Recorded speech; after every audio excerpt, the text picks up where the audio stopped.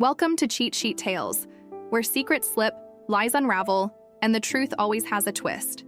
Real stories, raw confessions, shocking betrayals. Drop a comment if you've ever caught a red flag too late. Now let's get into today's tale. I can still hear the faint clink of silverware and the polite laughter from that Thanksgiving dinner. The beachfront Franklin villa in Galveston, Texas, was glowing with amber light, casting golden reflections on the faces that hadn't set foot in my bakery in over 4 years, even though it was just 3 blocks from our family's old accounting firm. "Sloan," my cousin Natalie's voice rang out, cutting clean through the sound of pouring wine and chatter. "Tell everyone your big news." I glanced up, already bracing myself.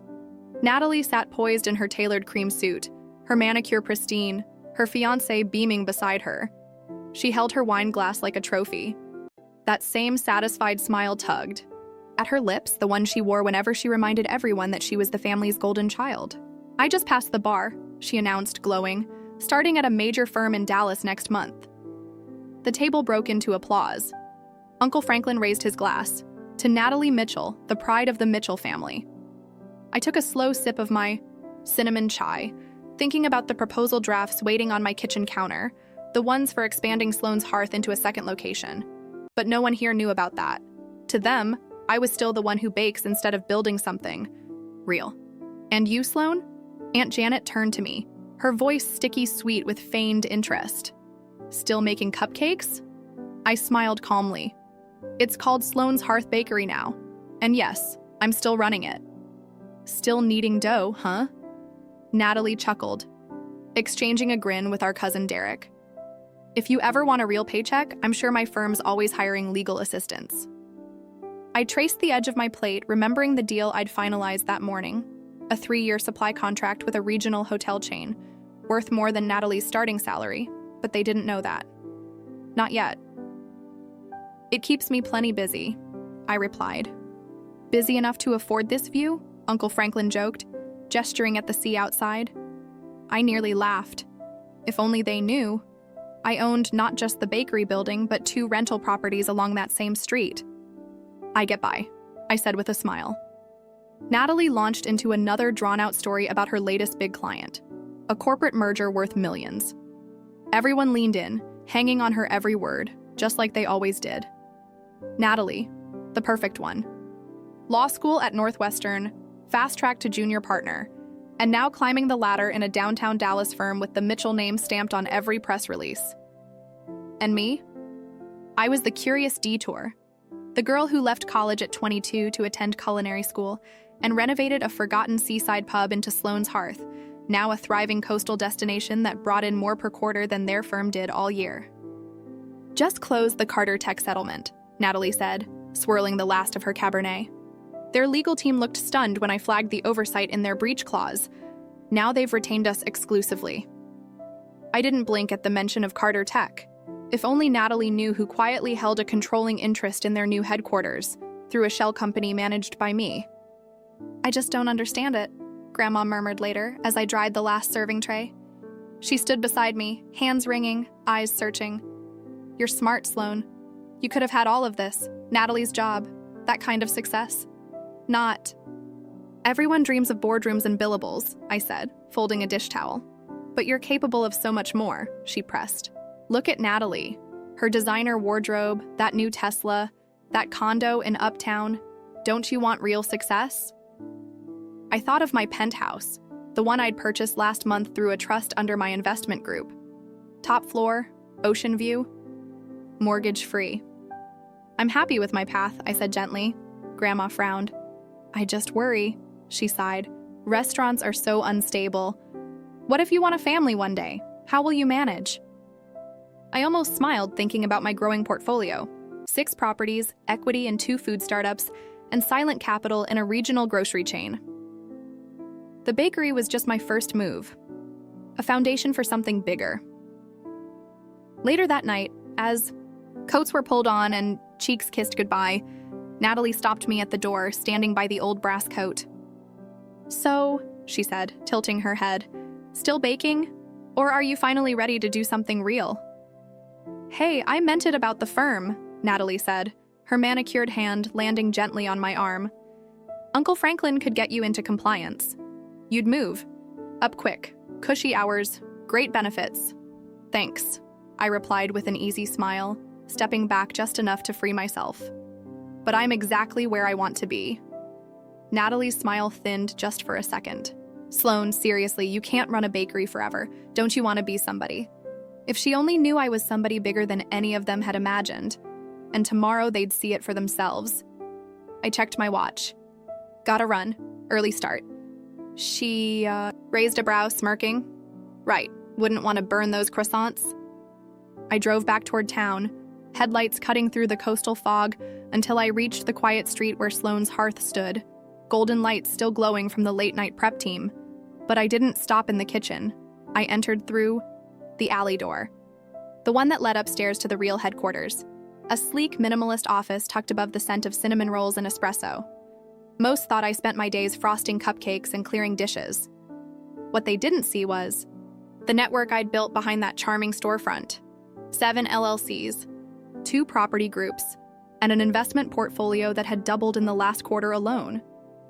I slid into my leather chair, pulling out the file, stamped Carter Tech portfolio. Tomorrow, Natalie's beloved firm wouldn't be meeting with Carter Tech's new partners at a Dallas skyscraper. They'd be coming to my office above my bakery to finalize the asset deal. Because for 3 years now, I'd been buying up their surplus buildings, parking lots, and rental properties, one shell company at a time, with the help of their own legal team. I opened the final file, the merger agreement, rolling it all under one name, Mitchell Bay. Capital a quiet nod to the family that never saw me coming. My phone buzzed, a text from Natalie. Dinner was fun. Heads up, Carter Tech might visit your little shop tomorrow.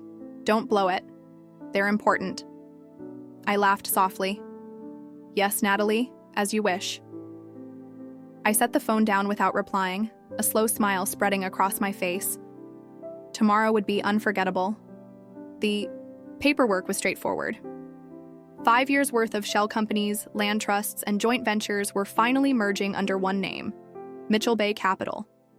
Once signed, I'd quietly become the largest property owner along the Texas Gulf Coast, from Galveston to Port Arthur, without ever once setting foot in a law office. As I reviewed the final signatures, I thought about Natalie's smug smirk over dessert, Grandma's hand ringing in the kitchen, Uncle Franklin's offhand jokes. They had no clue. While they chased promotions and applause, I'd been quietly acquiring the land beneath their very offices, and by tomorrow morning, everything would shift. I pulled into Sloan's Hearth Bakery just before sunrise. My manager, Mira, was already unlocking the front door and setting up the espresso machine. The back room's all prepped, she said, handing me a fresh brew. But remind me again, why would a big investor meet here instead of a proper office? I just smiled, taking a sip. Sometimes the biggest moves happen in places no one expects. At 9 a.m. sharp, Charles Whitaker stepped through the front door. Despite being one of the most influential commercial developers in the region, Charles wore jeans and a navy quarter zip. No entourage. No briefcase, just the man who'd helped me secure nearly every strategic parcel over the last 4 years. Morning, Miss Mitchell, he said with a grin. Then louder, for show. Could I get a cappuccino? I chuckled, slipping behind the counter. This was our routine.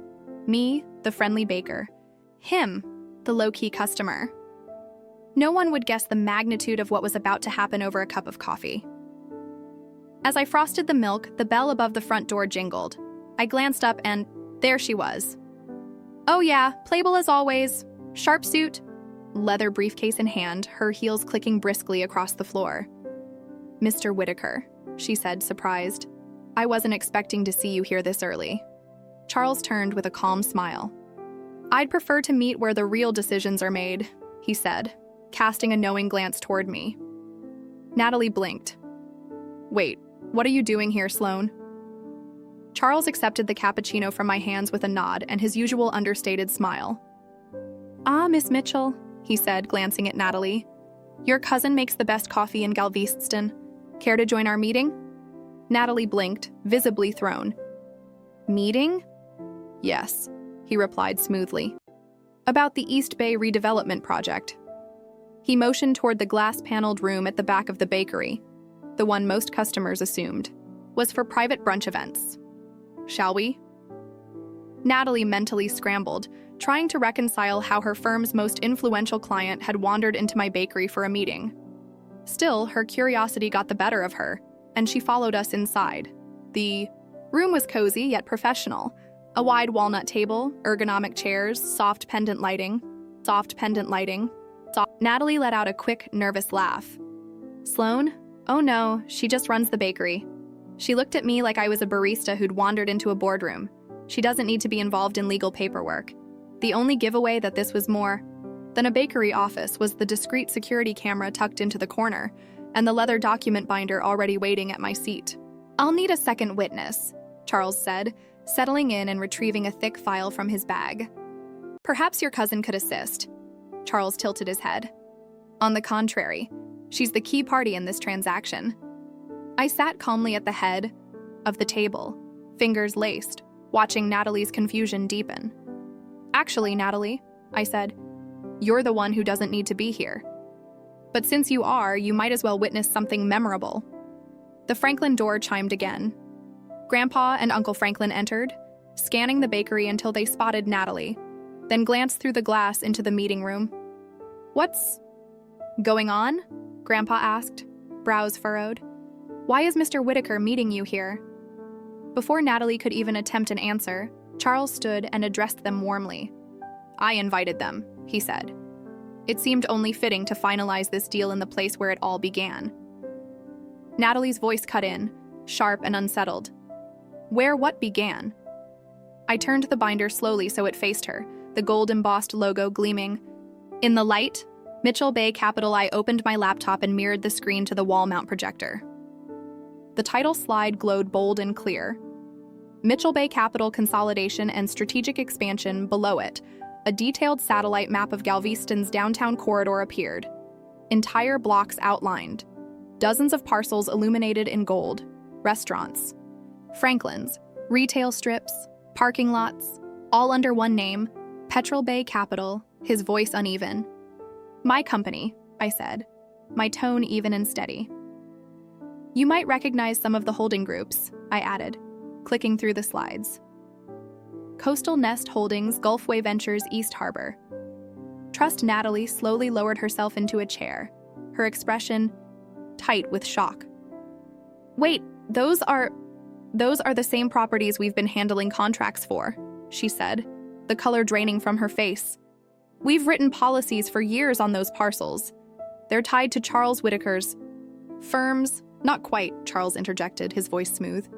They belong to Sloan. I've just been the intermediary, helping her acquire them quietly. That's not possible, Grandpa barked, his voice rising. Sloan runs a bakery.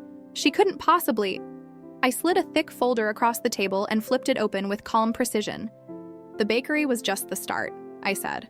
5 years ago, when I bought this building, I noticed how undervalued the street was. Everyone overlooked it, but I didn't. I turned another page, revealing charts and projections. While you were all busy mocking my cinnamon rolls, I added with a wry smile, I was building capital, attending development summits, partnering with investors and assembling the largest private real estate portfolio in this city. Natalie reached for the contract binder, flipping through the pages like she was trying to prove it was fake. But each page was legally sound. Every signature, real, every asset, traceable. Her face shifted from denial to disbelief, and then to something quieter. This is worth, she whispered. This portfolio is worth hundreds of millions. You own half of downtown. Grandpa muttered, stunned. More than half. Charles added, a note of pride in his voice. Your cousin has a rare eye for value, he said. She saw possibility, where others saw a rundown strip of shops. Natalie looked up slowly, eyes meeting mine. She had no words, for once. Rather like buying a rundown bakery and turning it into the cornerstone of a real estate empire, Charles added with a wink. Grandpa sank into a chair, looking like someone had pulled the floor out from under him. Why didn't you tell us? He asked, voice small. Would you have believed me? I asked gently. You were too busy assuming I was wasting my life frosting cupcakes? I paused. It was easier to let you all believe that while I built something on my own terms. But you wear an App Franklin, Natalie said, her voice cracking, still trying to piece it all together. I gave a calm, measured smile. I wear a lot of things, Natalie. Sometimes it's an App Franklin, sometimes it's a tailored blazer. The difference is, I never needed anyone else's title to validate my worth. Charles placed a sleek pen beside the contract binder with quiet ceremony. Shall we make it official? I signed first, hands steady. He followed, marking the date, with a final flourish. And just like that, Mitchell Bay Capital became the single largest private landholder in Galveston. Congratulations, Charles said, shaking my hand. Though I'll miss our coffee meetings. The heart's not going anywhere, I said with a laugh, though I may need to expand once word gets out. That evening, after the stunned silence of my family's departure, I sat in my upstairs office gazing out at the city lights, my city now, in more ways than one. My phone buzzed. A message from Grandma. Can we meet? Maybe for breakfast? I smiled. Sure, I typed back. I know a little place downtown. The owner's doing pretty well these days, because sometimes success isn't loud. Sometimes it just smells like fresh bread. And quietly buys the whole block. I closed my laptop with a quiet click and walked down the narrow stairs from my office. By tomorrow, the local headlines would read, Mitchell Bay Capital consolidates coastal holdings. Youngest female investor behind the move. But tonight I still had a bakery to run, because the biggest moves, the ones that shift legacies, don't always unfold in glass towers or downtown boardrooms. Sometimes they happen between sips of espresso and a slice of lemon loaf, in a place where the floors creak and the regulars know your name. If you've made it this far, thank you. This story isn't just mine. It's for anyone who's ever been underestimated, passed over, or dismissed because your dreams didn't come in a shiny corporate box. I'd love to hear your thoughts in the comments. Have you ever been doubted for following your own path? Mocked for dreaming differently? Share your story. Let's lift each other up and remind the world. Success wears many faces, and if there's one piece of advice I can offer, it's this. Stop pouring your energy into proving yourself to people who have already made up their minds. Build anyway, quietly, consistently, boldly, until they can't look away. Wear the App Franklin. Wear the heels. Wear whatever makes you feel powerful. Just don't forget. Your worth was never theirs to define. Built this empire one batch of cinnamon rolls at a time. And if I can do that from a little corner of Galveston, you can too. Start where you are. Keep showing up. Keep building. Because sometimes the loudest statement you'll ever make is quiet, relentless, unstoppable success. Success.